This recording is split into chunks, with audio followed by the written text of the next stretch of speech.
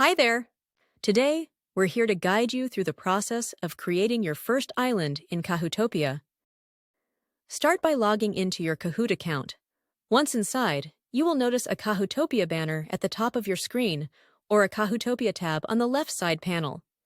Click on either of these to navigate to the page where you can create your first island. A small introduction will then appear on your screen. Proceed by clicking on Get Started with Kahootopia.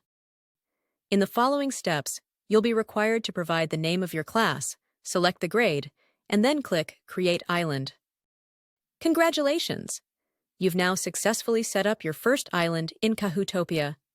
This island will serve as a home base where your students' achievements are displayed as they participate in Kahoot games. We hope you found this guide helpful. Don't forget to leave a comment, give us a thumbs up, and subscribe to our channel. Enjoy your journey with Kahoot!